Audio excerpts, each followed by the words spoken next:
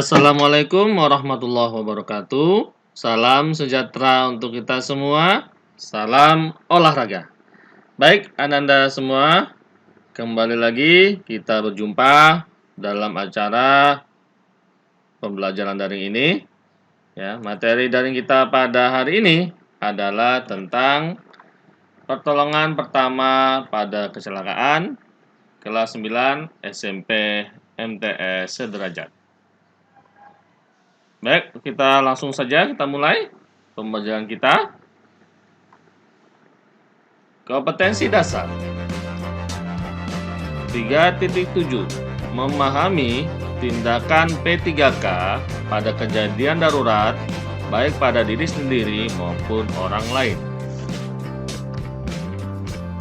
4.7 memaparkan tindakan P3K pada kejadian darurat baik pada diri sendiri maupun orang lain. Adapun materi pembelajaran kita itu ada 4 pokok bahasan yang akan kita bahas. Yang pertama, pengertian dari pertolongan pertama pada kecelakaan atau P3K. Kedua, macam-macam cedera.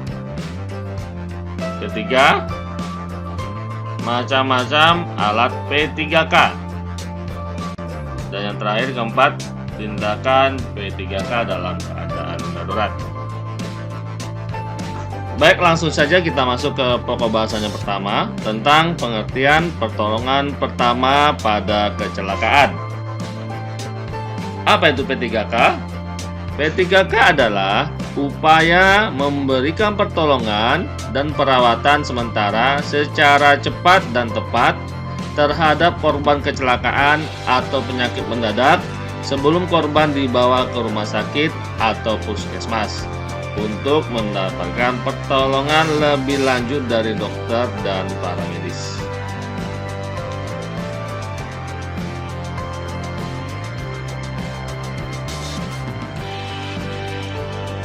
Kemudian Anda semua dimanapun Anda berada di bidang olahraga, ya, sering pun kita temui kecelakaan dalam bidang olahraga, dalam pertandingan olahraga.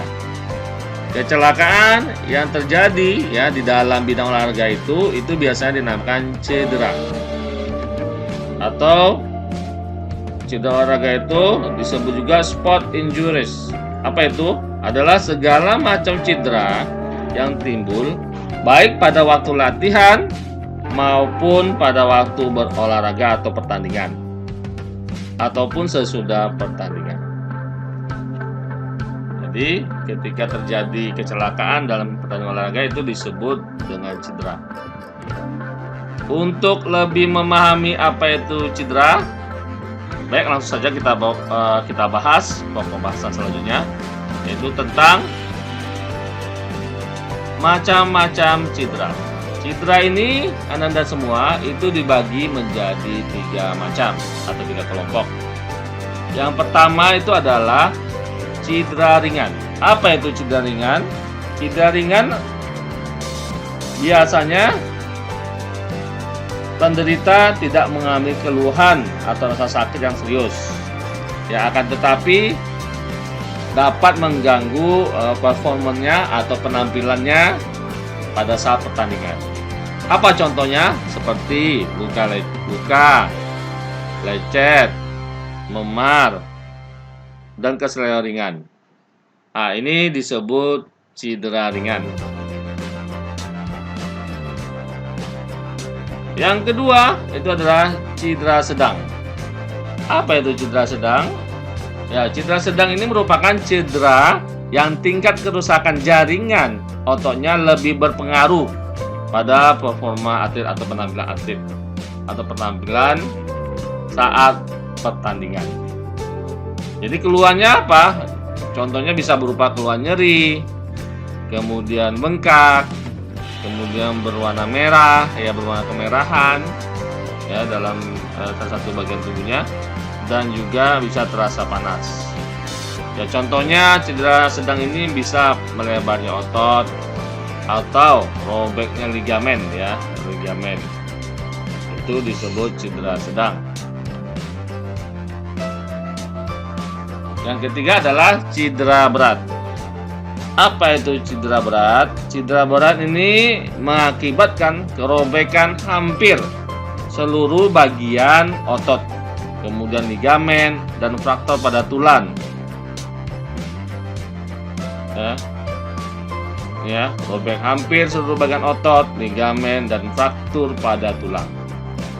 Bagaimana cara pemulihannya? Biasanya cedera berat ini pemulihannya memerlukan waktu, harus dilakukan pengobatan intensif, bahkan untuk cepat pemulihannya bisa saja dilakukan operasi. Operasi untuk mengurangi atau memperbaiki jaringan yang rusak.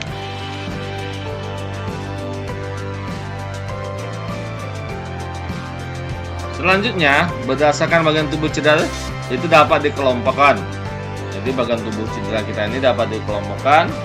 Yang pertama adalah luka pada kulit. Luka pada kulit ini biasanya seringkali terjadi pada saat kita terjatuh ya, pada dalam keadaan kita berolahraga. Kemudian yang kedua, kram. Apa itu kram? Kram ini adalah otot yang menegang atau terjadinya kontraksi yang berlebihan akibat apa? Akibat kelelahan otot. Ya, bisa jadi karena terlalu diforsir olahraganya. Ya. Misalnya kram otot itu tertariknya otot sehingga otot berkontraksi dan menimbulkan rasa nyeri. Kemudian bagaimana cara pertolongan pertamanya? Pertolongan pertama yang dapat dilakukan adalah mengistirahatkan bagian tubuh yang kram dalam posisi nyaman. Kemudian yang ketiga adalah keseleo.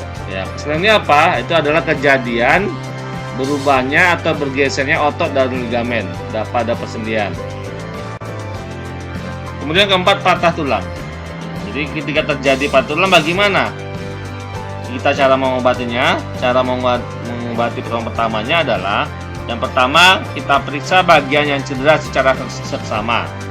Nah, apabila patah tulangnya cukup parah, segera panggilkan petugas medis ya. Dan penderita jangan boleh bergerak dulu ya.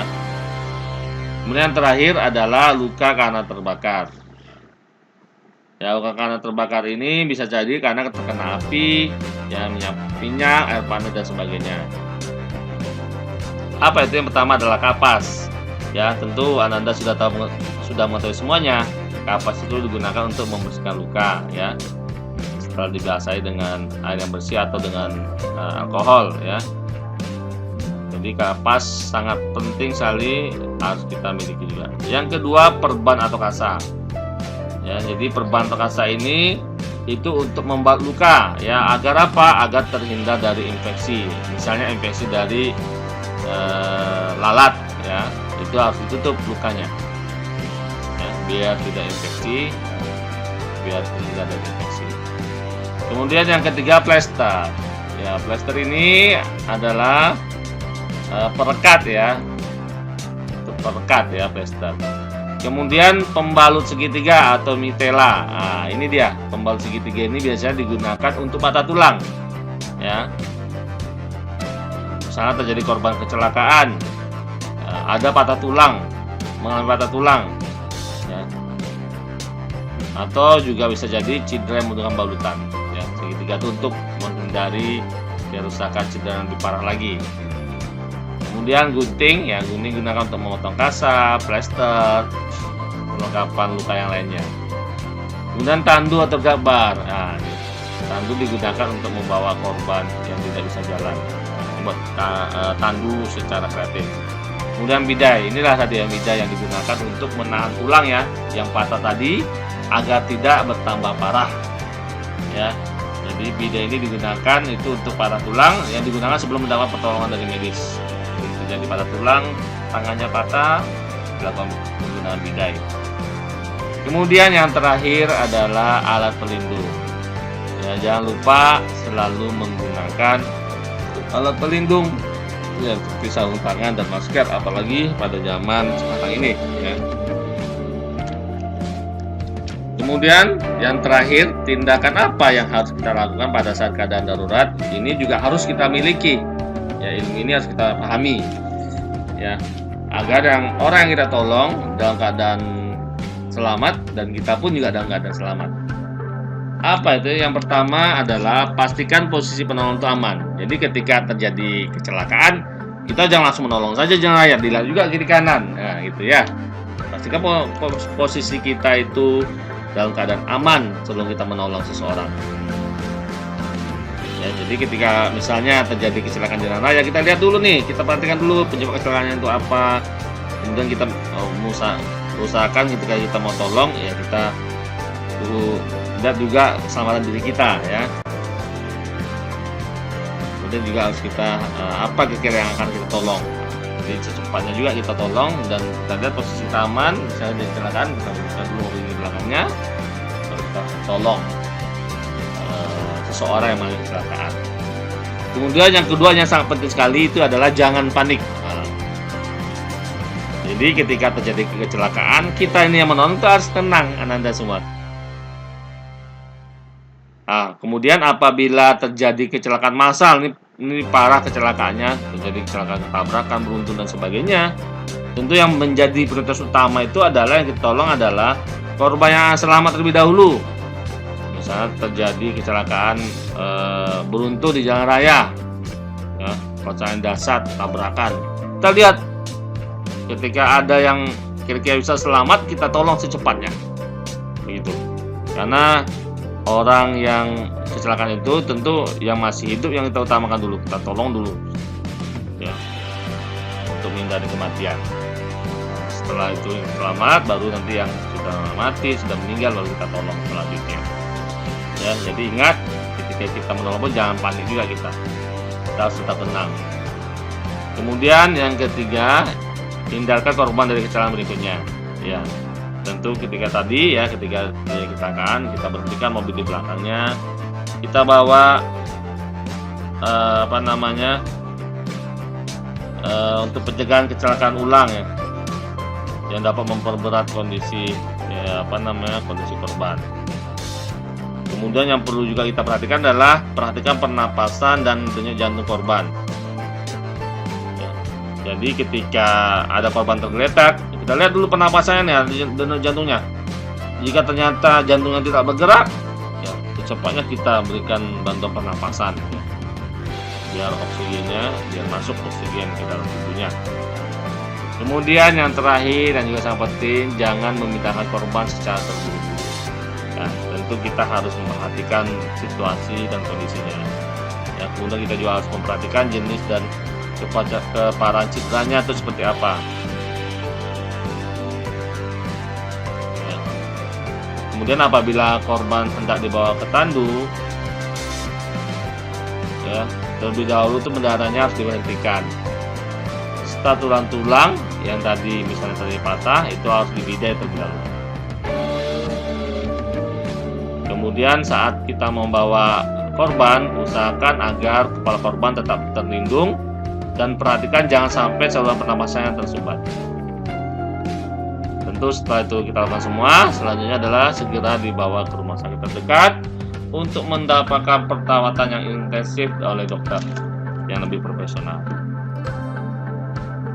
Baik, itu saja Ananda semua materi kita pada hari ini. Ingat pesan Bapak, selalu jaga kesehatan. Jangan lupa ketika keluar rumah Ananda selalu menggunakan masker. Kemudian cuci tangan pakai sabun. Kemudian jaga jarak atau physical distance dan hindari kerumunan. Terima kasih atas perhatiannya. Wassalamualaikum warahmatullahi wabarakatuh. Salam sejahtera untuk kita semua. Salam olahraga.